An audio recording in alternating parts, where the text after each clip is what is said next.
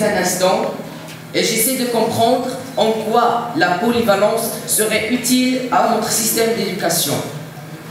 Je ne comprends pas votre enthousiasme et cette fougue à défendre un concept dépassé et qui a prouvé son inefficacité et sa déchéance.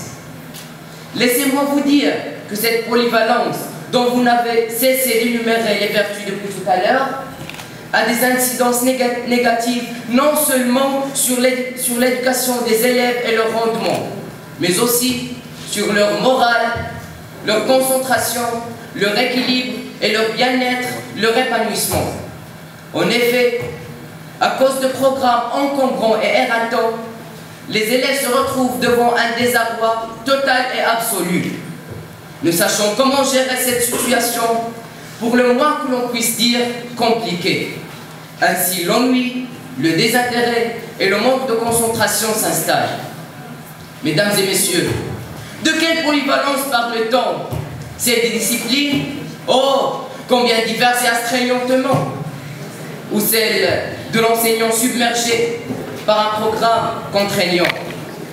Promettez-moi de vous dire que croire à votre théorie sur la polyvalence, ou bien faut être un illuminé, ou bien dénué de toute connaissance de la réalité de l'éducation marocaine. Mesdames et messieurs, je ne vous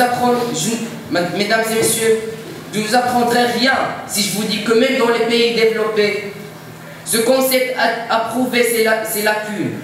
Et on commence à renoncer à l'appliquer dans le système d'enseignement. La question aujourd'hui, c'est quel enseignement voulons-nous exactement pour nos futurs cadres? Nous sommes en état d'alerte. Il faut revoir notre pédagogie.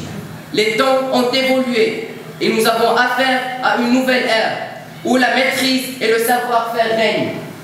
Nous devons faire un pas en avant. Je voudrais juste terminer par une réflexion d'André Luxin.